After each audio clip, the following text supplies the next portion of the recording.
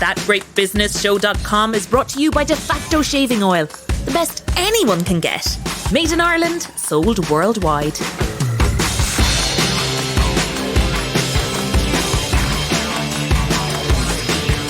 That's the new intro music to your all-new business podcast, ThatGreatBusinessShow.com. This is our first edition, recorded on the 24th of September 2020. You're listening to That Great Business Show. I'm Conal O'Moran, and I can tell you that I am thrilled to be back doing what I love most, talking to really, really interesting Irish businesses, big and small, from across the island, and learning their trade secrets and getting you, our listeners, also known as Team GBS, to help those businesses by backing those brave enough and crazy enough to set up in business.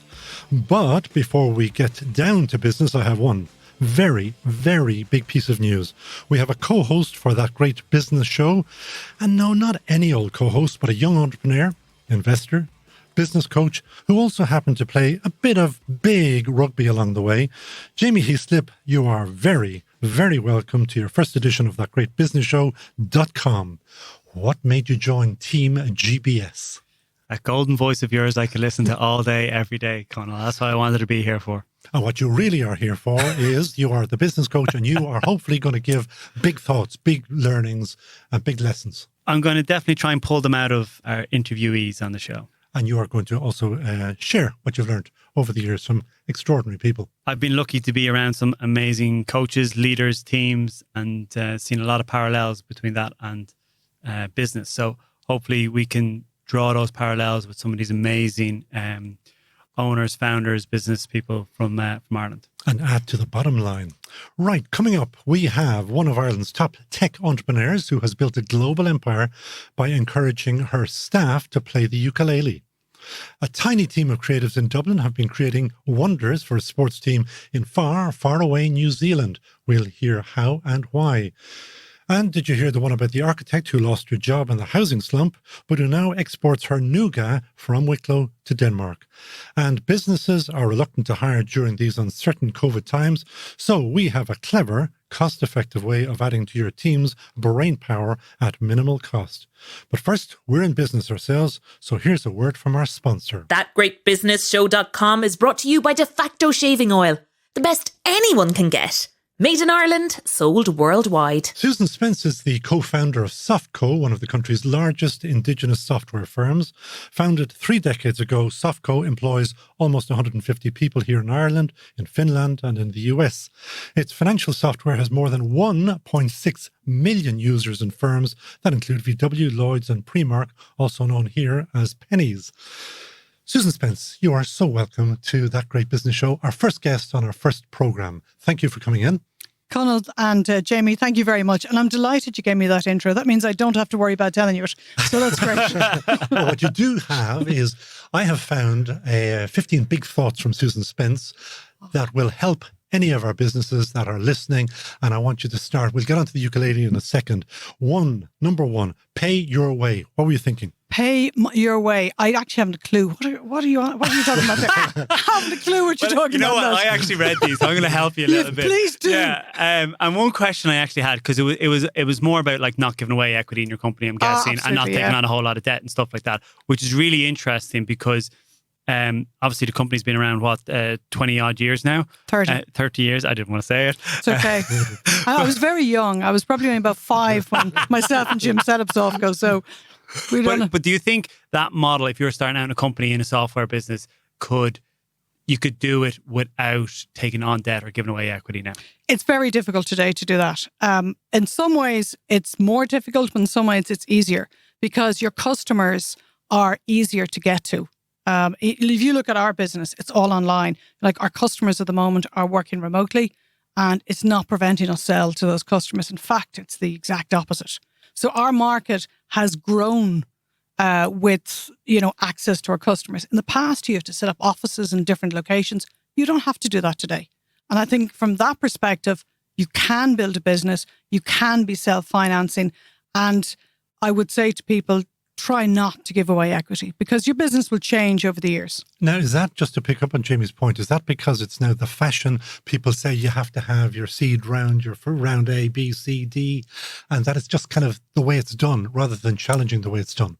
Well, I think the difficulty is scaling a business. That's the biggest problem. And I think that's, you have to prove the technology. And I would always say, or prove your concept.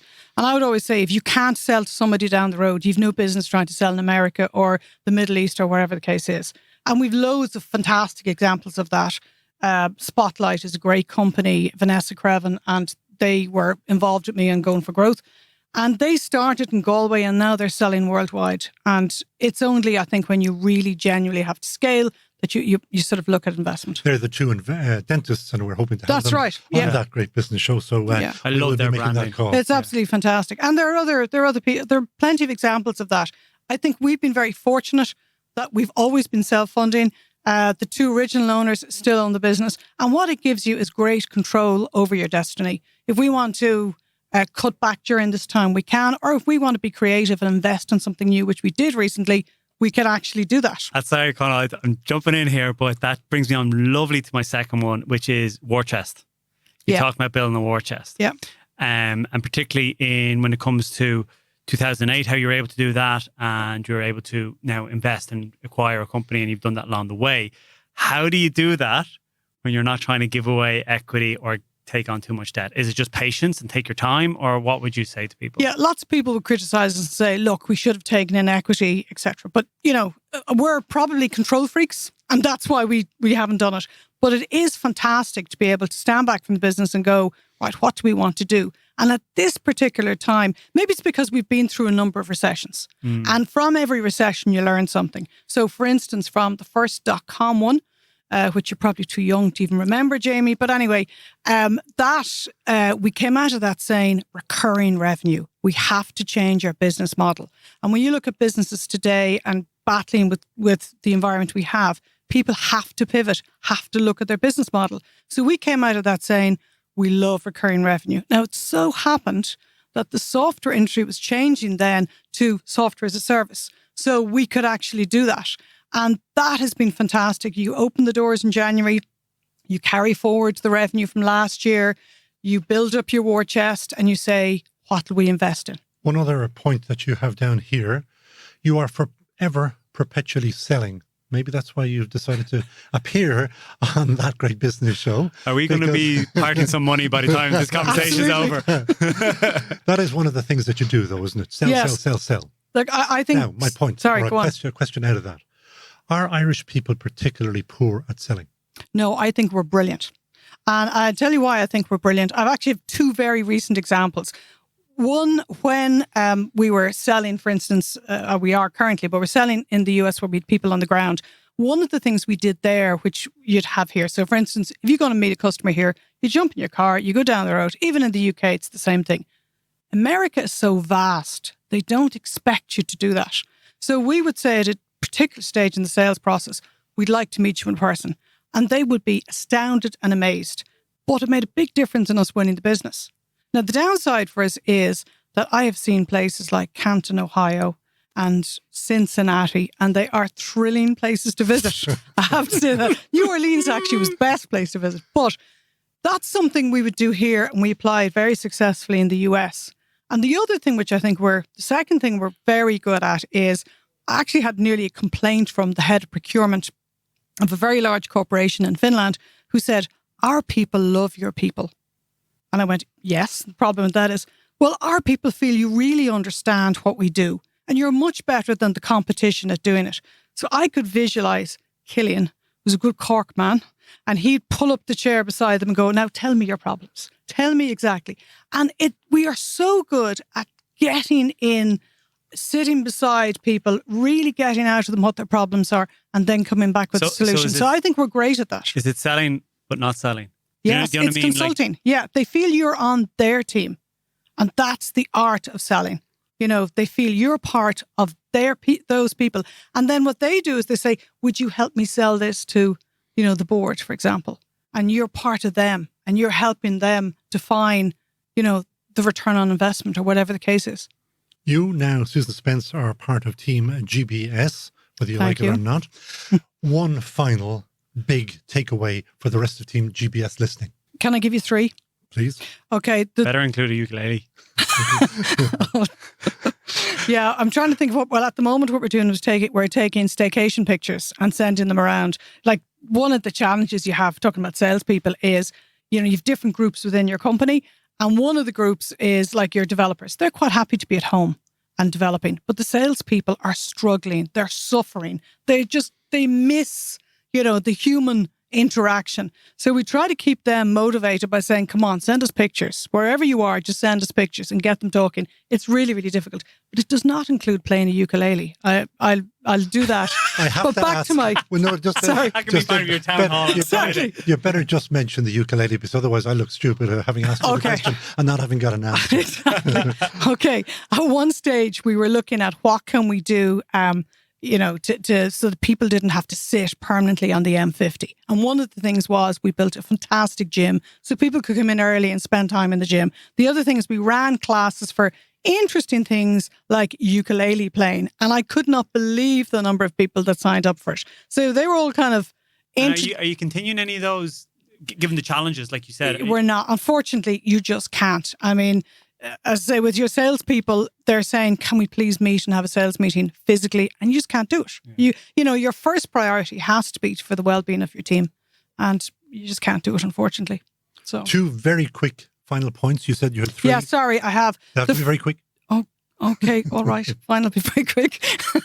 No, what I was going to say was anybody coming away from this is everybody knows about looking at costs. And I was saying to you is you need to know your numbers as well as you know your kids' names. Now, one of my sons brought me here today and I can't remember which one he is. I do know he's cost center 1 and the other twin is 2 and the dog is 3. But you've got to know your numbers really, really well. And at this moment in time, you need to be looking at them and planning for next year. But the second thing is not to forget to be creative. Really important to be creative. So when we started this, we looked at what we do at the moment and, our technology goes into very big companies like Primark, or we automate the whole Finnish government, for example. But we said, how can we offer to any organisation the fundamental things of, can I see my invoice? Can I approve it? Where am I on spend? And in particular, at the moment is you don't want contracts automatically renewing. So we said to challenge to our developers and said, what we implement in a number of months, could we implement in a number of hours for organisations? So they did it from concept to delivery within 8 weeks. We now have a new product in a new market at a different price point. We've signed Patagonia in San Francisco, even though we're not in America, and Smith's Toys all around Europe. So be creative at this time. Jamie, I think you'll agree that was just a very good sales pitch. I think I'm now buying Softco, to be honest. Susan Spence, the co-founder of Softco, thank you so much for joining us on thatgreatbusinessshow.com. It's all go, let Cursey know on thatgreatbusinessshow.com. That Great Business Show. There's a small but perfectly formed creative agency or an ad agency in old money based in Dublin called Ringers. Ringers came to the attention of thatgreatbusinessshow.com because of a very unusual but clever campaign they created for the Auckland Blues, the legendary New Zealand rugby club. Recently, it had all started to go horribly wrong for that club. Bad results led to unhappiness both on and off the pitch. Morale was at rock bottom and the fans stayed away, cutting club income severely. But what Ringers did to lift the Blues is an idea that could be applied to any business. And Bobby Byrne, a co-founder of Ringers, joins us now on thatgreatbusinessshow.com. Bobby Byrne, you are very welcome. Thank you. Talk us through what you did and how it all happened with the Auckland Blues. So I guess the story begins back in Cork, as all good stories do. When we set up the business, our first client was Munster Rugby, and Doug Howlett had just taken over as commercial and marketing director. And himself and Ciara Meany invited us down and challenged us, can you articulate the Munster brand, what we're all about?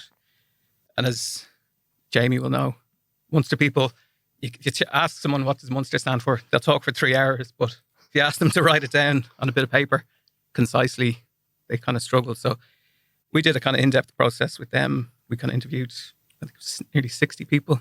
The team, the coaches, the corporate staff, supporters, opposition people, we internationally, Stuart Barnes, culturally, journalists, artists, filmmakers, we said, look, and then what does Munster stand for? And kind of 40-minute interview each. Then we just processed all that, developed it, and we fed it back into them. We give them a book of discovery and say, look, this is what you stand for. 60 interviews, 40 minutes each. Yeah. That's an awful lot of research. It's a lot of data, but it's interesting stuff and it's good stuff. So you don't mind synthesizing it and working through. And that's non-stop for a week listening. Pretty much, yeah. Is that expensive? It can be. It can be. I think the way we work and our experience allows us to to move through stuff quickly. And I think there is a point you got called theoretical saturation, where you reach a point where you're not hearing any new information, and it can happen 40, 50 interviews in. It can, with a small company, it might happen 10 interviews, all you need to do. So that is useful for a smaller company to know. Yeah. You don't have to do 60. No, I mean, we worked with Mobility Mojo, which is a tech startup, and I think we did about 8 interviews, including this. And with a small company that's starting with an idea, it all resides in them. So they're the key stakeholders, and you want to get it out of them. So you analyze. You find out what is the brand. Yeah. Now apply that wider, and then bring me down to Australia, New Zealand, even. Yeah. So the Auckland job was slightly different. So Munster was commercial team, galvanizing the whole organisation around this single idea, which ended up being we rise by lifting each other. And that kind of led to, then Doug had this kind of platform that he could show sponsors and go, look, this is what we stand for. He could line it up against what his sponsors stood for, and he ended up increasing kind of revenues by about 15%. We also worked on ticket sales and all that kind of stuff. We shared it with the supporters. So that was commercially led and didn't really infiltrate the team that much, even though they were involved. But with Auckland, it was led by the team themselves and the coaches. I think it was Leon McDonald and Tana Umaga, head coach and assistant coach respectively. They wanted to lead this, and they had a new CEO coming in. I think he was due to start, in 6 weeks. And they said, we can't wait. We want to do it. So we'll lead it. And what they challenged us to kind of help them find their identity, what they stood for, give them the language and the standards and pillars of performance and all that kind of stuff. And you came up with a phrase. Yeah, the one so there was 6 kind of things in the model. The first one was their identity, and who are we? The mindset, how do they walk into the building every day? The pillars of performance, which is quite technical. That's how they judge themselves on how they're doing. Their promise to each other. What when you join the Blues, what do you promise to each other? Us at our best is when it's a good day, when we're winning, when the culture is strong and everyone's happy. What does that look like? What does it feel like? Then the values and behaviour. What do we do every day, and what do we stand for?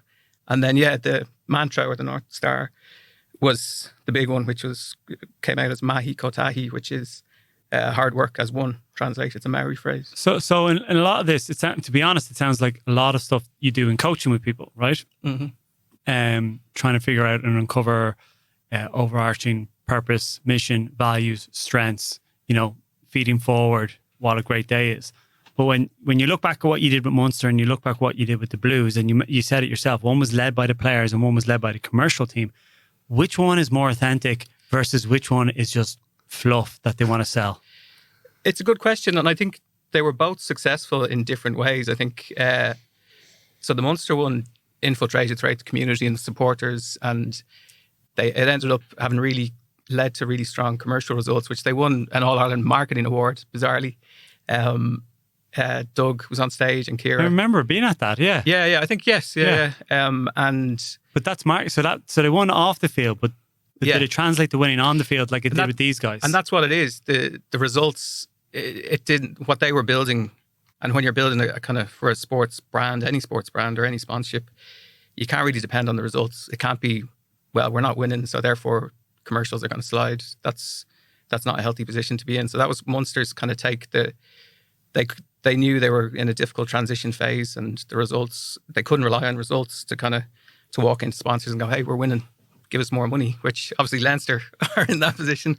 But yeah, and then with Auckland, the fact, and it's interesting, I haven't done it through both the team thing. spread right through the organisation, and they took it on. And the Mahi Kotahi thing came out, and it's they're using it in social channels. Their social engagement is up, and ticket sales are up. You are based in Dublin. Yes. You're trying to do business with Auckland. Yes. And that is, if you couldn't find anywhere further away, how difficult is it to do business on the other side of the world like that, presumably by Zoom or by phone or by whatever? So this project was in December, and it was a tight enough project. It turned around in about 3 weeks, and it was very intense. And it was hard. I won't lie. Like, it's one of those projects that, can you take it on if you got capacity? Barely, but it's the blues and it's Tana Maga. You just say yes, and we'll figure it out on the way. And the great thing was, like, so the calls, I was just chatting to the guys about looking back at it. You know, so the time difference was 11 hours. So, and we're actually on another project with Doug, with a frozen food company in New Zealand that he's kind of invested in, and we're working with them. So we're in the same routine. So it's either early morning or kind of quite late at night. And the great thing for Doug and clients in New Zealand is they can have a chat with us at their nighttime, the end of their day, and they have their thoughts together, and they know what they need for the next kind of 48 hours, and then we have the full day to deliver that. So it's like little elves when they wake up. No pressure. No, but the elves have been working overnight when they. So I have a question now, right? Coming from, so Doug is obviously now bringing what he's taken in the sports world, applying it to the business world. He did it commercially with Munster very well, I must say, and he's now doing it down in New Zealand, the businesses he invested in. What are you seeing, you know, this perception versus reality kind of face-off with businesses when it comes to brand, values, purpose, and bringing someone from the outside to let them see it? Yeah, I think that's our whole business is based on. That's what a ringer is. It's someone from the outside that you bring in to help you get competitive advantage. And I think you do need it. I think it can be led internally if you have the right person. I think you'll often see a new person join an organisation has a window to be that outsider and to lead it. But I do think you need, and obviously being from Leinster and working on Munster, you know, there was a few noses out of joint, but they kind of felt like we can ask the questions that they still are. I'd say the check. Yeah, I have full signal. Yeah, I have full signal. He can ring me anytime he wants. Yeah, I'll put you in touch with me. You just rubbed yourself with the invoice and it felt a little bit better. Yeah, that's it. Yeah. Yeah, it wasn't that. Final question. Apply it to small business. We're going to be listened to, I hope, by thousands of small businesses. What could they learn from what you've done? I think every small business should sit down when you start, and the identity, you know, it's a lot of people go, who's our target market? But I think, who are we? You know, and write it down. I think, and even as our own business, it kind of. And it's okay to change, you know, as the business develops, and kind of say, as people join, you know, if you're one founder or two founders, when you add in a third person, sometimes it takes different shape, and fourth person. And but I think write it down. I think words are important, and you can't create the shared language unless it's written down. You know, and sometimes you can kind of go, oh no, he's not one of us, but he might be, and you don't know because it's not written down. With the important, I'm fully aware of committing to something, writing it down, committing to it. What's the mission statement of the Ringers? That's a good question, isn't it? It is a good question. Have you written it down? We have, of course, written it down. Yeah, I want to see it. And simply, we're here to make teams better. We want to work with teams and help them bring about unfair competitive advantage, whether that's a commercial team, a marketing team. We work with sponsorship teams. As we came in to chat about today, we worked with a rugby team, which was slightly different. And we work with athletes. We're working with kind of female soccer player, Beth Mead in the UK. And anyone that has an organisation or thinks of themselves as a brand, you can go through this process, and, you know, that's it. So we're here to help make teams better. I must say, I worked with the guys when you were in Vodafone with Ireland. That's right, the South African tour.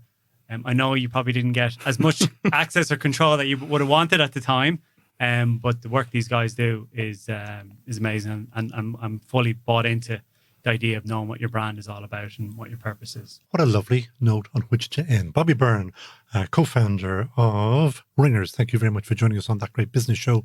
We will take a short break. It's all go, let Cursey Gno on thatgreatbusinessshow.com. Thatgreatbusinessshow.com is brought to you by De Facto Shaving Oil, the best anyone can get. Made in Ireland, sold worldwide. We all know that the path of great businesses never runs smoothly. Take our next guest, South African Miena Rust.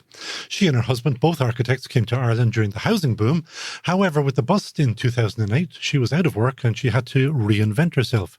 In 2013, she set up Miena's handmade Nougat, based in Wicklow's Glen of Amal, where she and her family live. In the last 7 years, there have been some very big ups, as well as some heart-stopping downs for Miena and her business. And here to share her business story is Miena herself. Welcome to thatgreatbusinessshow.com, Miena. Hi, Conal. Thanks for having me. You're very, very welcome.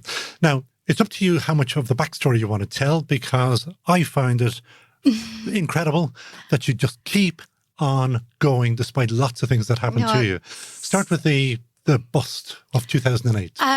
I was actually fortunate in being made redundant. Ethan was a baby. He was a year old. Hannah just started school, and I had time to spend at home with the children.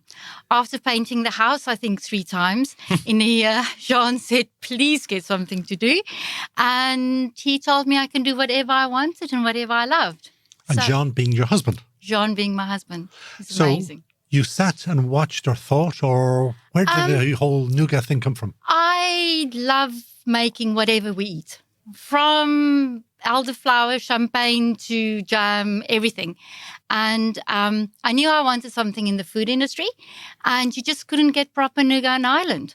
We used to bring loads of Sally Williams nougat back from South Africa, and I thought, well, great, I'll start making nougat. And that's what I did. This reminds me of like us shipping out dairy milks to my brother in Japan. Yeah. Now, we couldn't get good chocolate out there. So was that the equivalent? You were getting people to ship it up here and you're like, hold on a second. Exactly. Every time we went to South Africa, we would buy lots of nougat and bring it back. But then after a little while, the nougat does get old and all of that if you don't get sick from eating too much. And so how do you go from have this idea, making it at home, to we're now settling in Harrods, Avoca, all these really top line places? I started in our kitchen, like all the other people do, in 2 little pots with my Kenwood mixer and selling it at Marley Park. And then by the end of 2012, I actually started it in 2012, and that was my market year. And then the end of the year, I decided it's really something I wanted to do. So I converted our garage into a factory. I went to Italy and met some Italians and bought some machines and did planning application. And then 2014, Avoca was my first retailer. And it just grew slowly from there. And I got a bit sick in 2015 and 16. Hang on a second. A bit sick. That is jumping over too easily. Tell the world. I got cancer. Just a mere cancer. No, I got breast cancer. Yeah. So I went through everything, the radiation, surgery. And did that stop the business? No. What? No, it didn't. Okay, so hold on. Your mom, 2 kids, husband, you've converted your garage to a factory. Yeah. You get cancer and you don't drop a beat. Well, there was a few days that I had off days that I stayed on the couch and couldn't move. But it was something to look forward to. Just getting up and shoveling into the Nougat kitchen and travel around and label and whatever. I had a wonderful girl at that stage that helped me. I taught her how to make the Nougat. And it was so funny because the whole recipe is in my head. And then all of a sudden I had to teach somebody how to make it. And I thought, oh, gee whiz, I have to start writing a recipe here because what if I'm not going to make it? Then there's a factory. And well, I mean, those who can't teach and those who can't do. And now when you go from doing to teaching, were you a good teacher? I hope so. Well, she made quite good nougat in the end. So anyway, Iris was amazing. She kept going. I've just heard you saying, what if I didn't make it? Were you actually worried about making nougat if you were facing something much more serious? Of course. The thing is, the making the nougat and also just labeling and all of that, it's like cancer can be very over-consuming and it can take over everybody's lives. And I think it was a good thing for the children also to see that mommy is grand. She can still label a nougat bar and or she's still interested at least. It's not just everything has stopped. So it was good for me, and it was good for the children, and for Sean, I think. Jamie's already name-checked that you are in Avoca, you're in Dunn's under Simply Better label. They changed my whole business. They were just awesome. I met them. My hair was about I used to have very long hair, and my hair was about 2 millimeters long. I just finished my chemo and surgery. 6 weeks after surgery, Bloom was on. And I did Bloom, and the day after Bloom finished, I started my radiation. Anyway, so there I had 2 millimeter long hair, and I met the Simply Better team. And they have tasted my nougat already at that stage. And I said, just give me time to finish this, and I'll start making nougat for you. So that's what we did. But that's not all. So I had the radiation the Wednesday. There would have been plenty at that stage. So I had the radiation the Wednesday and the Thursday night. And the Thursday night, I was up for, it's the first year that I entered any food awards. And that was 2016. And I entered the Free From Food Awards. And John phoned me and he said, Miena, will you be at the gala event? I said, you know what? I'm actually not sure because it's my second of radiation. I don't know how I'm going to feel. He said, you know what? Please come. So we looked like James Bond and I looked like a Bond girl, right? I had this long dress, no hair, big earrings, and my Jean was just in his dicky bow. He's just awesome. And I won gold and bronze that night. So wow. So it was awesome. So you go from having it. Well, my first question is, what you went through while doing the business, having the family, does that give you a better sense of perspective on Totally. kind of what's important and what's not? Totally. Jamie, I used to lie awake at night and worry about everything. I don't anymore. I take things as they come. We all have problems. We all have, the ups is just so much upper. And the downs, you deal with them. And so then how do you scale it? So you win all these awards and people are knocking at your door. How do you start scaling it? And sorry, did I read right? You haven't taken a wage for a long time in the company? I haven't because it's not necessary. I don't need to take a wage. Not that I don't need to take a wage. That's not why I make it is. Lots of people say I don't know how to run a business. Am I going to feel like this after eating this bar of nougat? But you know what? I'm happy with what I do. And I believe I do good for my business. I can pay everybody. I have, there was now with COVID, I could shut the doors for a month. I didn't have to go and ask for loans to restart and all of that. I have the money in the bank there if I need it. I'm changing my business to a limited because I'm still a sole trader. Okay. Yeah. Now, hopping along, you have got into Harrods. Yeah. How did you do that? They phoned me. Why or how? I won gold and silver at Blas with that pistachio one that you've tried there. Which is sensational, by the way. Thank you. And from Harrods, an even better thing happened. Yeah. Which is? I started producing for a chocolate company in Denmark. They actually produce all the chocolate for Harrods. And so pallets go out a week for Denmark. Still from your shed in Wicklow? Still from the shed in Wicklow. Exactly. No, what I did was... The shed in Wicklow? It's my garage. It's not garage. a shed. And you have to be hasp and all of that. I'm sure you're... Surely you've scaled out. I've scaled massively. The thing is, after I got in with Dunstores, before Dunstores, I had a 12 kilogram machine that makes 12 kilogram of nougat. And that ran pretty much maybe 2 days a week. And then when we got into Dunstores with Simply Better, we got nationwide with that. And the volumes and everything increased. So I went back to Italy and I bought a new machine that makes 75 kilograms in one batch. Can you give us an idea of how much you're now shipping? We would make about 85 kilograms of nougat a day, say 3 days a week, 3-4 days a week. So 250k of nougat. At least. That sounds like a lot. I don't know who eats all the nougat though. But anyway. Happy customers. Happy customers. Final question. Yeah. The dream from here. You're into Denmark now. And what's next? You know what? I always had this massive dream that there's this bronze factory in Carlo. I don't know why Carlo, but anyway, there's this massive factory in Carlo, and I always thought that It's empty, isn't it? It's empty. Yeah. I saw it's empty, and I thought, you know what? I can actually buy some more machines and fill that and start making nougat. That's what Sally Williams did. You'll have to go to the tax man, which is Sean O'Brien down in that territory. I will. But you know what? Actually, at this stage, I want the children to finish school. I want to be there for them, and I have a very well-balanced life at the moment.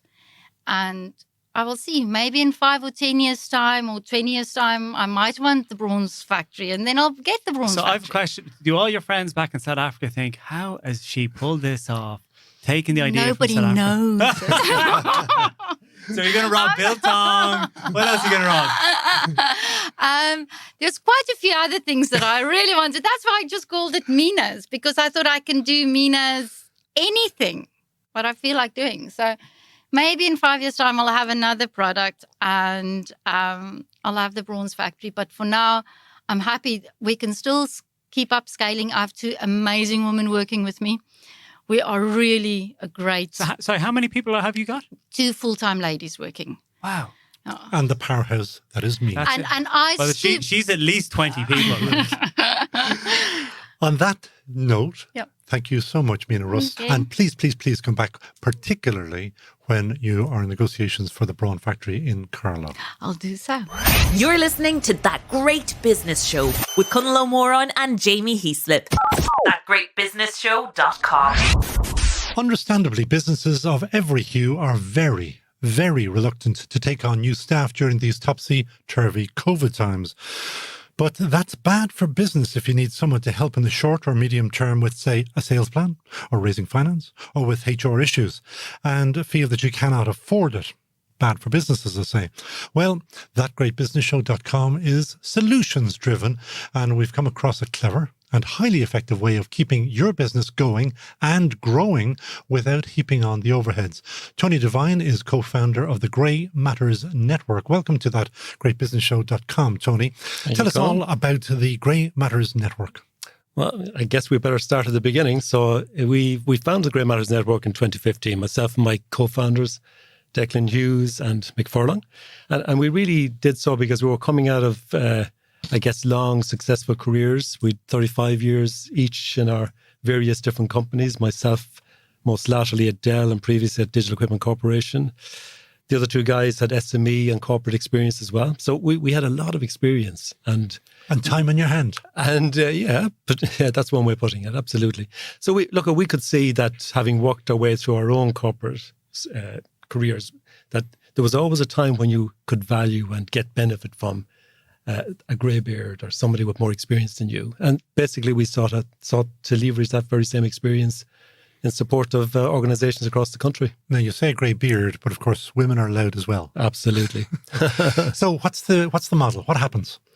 Yeah, so we have a network of about 500 odd people, and these are all professionals. People are typically independent contractors.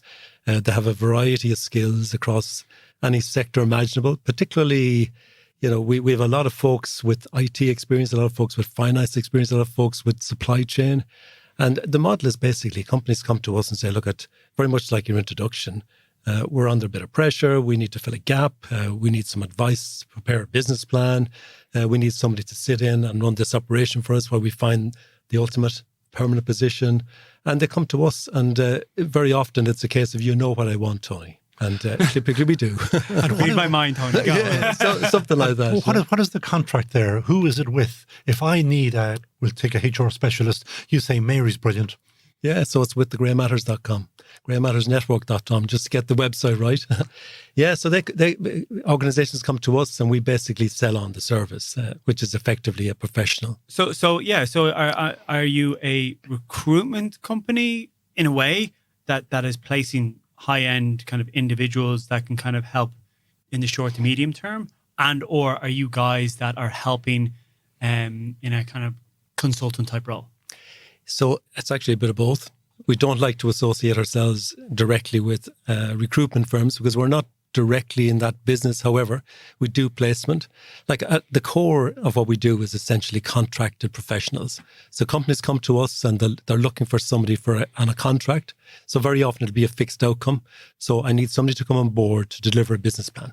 I need somebody to come on board to find me a person to run our IT division.